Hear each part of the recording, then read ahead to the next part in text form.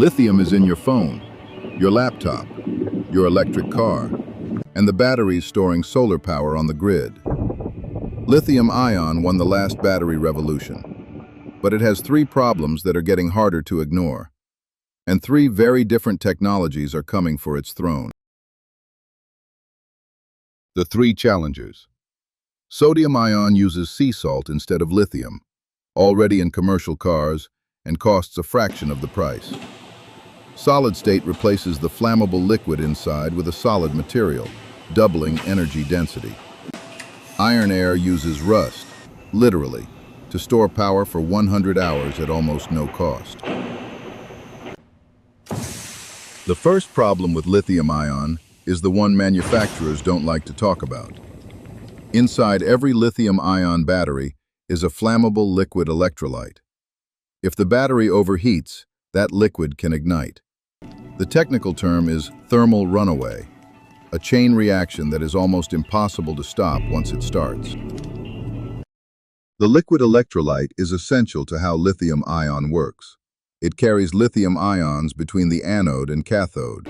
Remove it, and the battery stops working. The entire lithium-ion architecture requires a flammable liquid at its heart. That is not a manufacturing defect. It is a design constraint.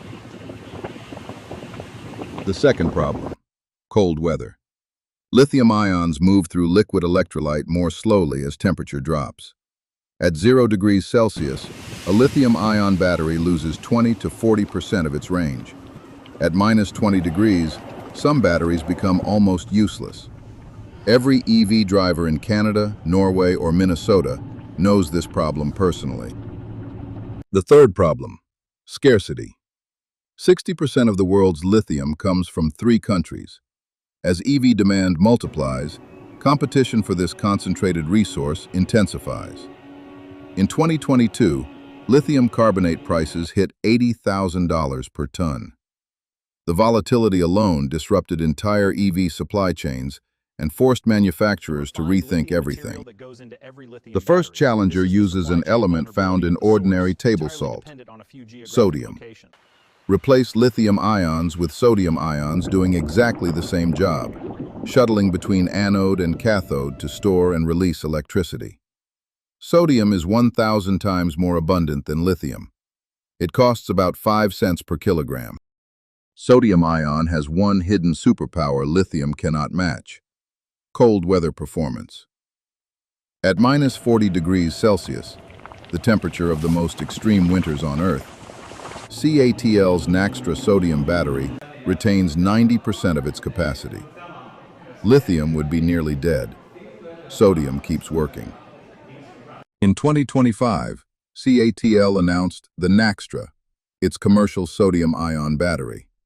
At the cell level, it costs approximately $19 per kilowatt-hour. Compare that to $55 to $60 per kilowatt-hour for lithium iron phosphate, the cheapest lithium battery available. Sodium is 1/3 the price of the cheapest lithium technology. In 2025, global sodium-ion shipments reached 9 gigawatt-hours, up 150% from 2024. CATL's Naxtra is certified to China's national EV standard, rated for 10,000 cycles, and delivers 500 kilometers of range. BYD is building a factory capable of producing 50 gigawatt-hours of sodium batteries annually. By the end of 2026, industry leaders project sodium-ion will reach price parity with lithium iron phosphate. When that happens, there is no reason to choose lithium for grid storage. For EVs in cold climates and price-sensitive markets, India, Southeast Asia, Latin America, sodium becomes the obvious choice. The second challenger attacks a different lithium problem: the fire. Solid-state batteries replace the flammable liquid electrolyte with a solid material, a ceramic, polymer, or glass-like compound. No liquid, no thermal runaway. You can physically cut a solid-state battery in half, and it will not catch fire. Solid-state doesn't just remove the fire risk, it doubles the energy density. Removing the liquid allows lithium metal to be used as the anode instead of graphite. QuantumScape's B-sample cells have achieved 844 watt-hours per liter, roughly double a conventional lithium-ion battery. Here is the honest picture for solid state. More than $10 billion has been invested. 7 companies are racing. 0 all-solid-state cells have reached a customer's car as of 2026. The cost is $400 to $800 per kilowatt-hour, 4 to 6 times more expensive than lithium-ion. The chemistry works, the manufacturing does not yet. The realistic timeline. Toyota begins limited production around 2027 for high-end vehicles, with mass production targeting 2030.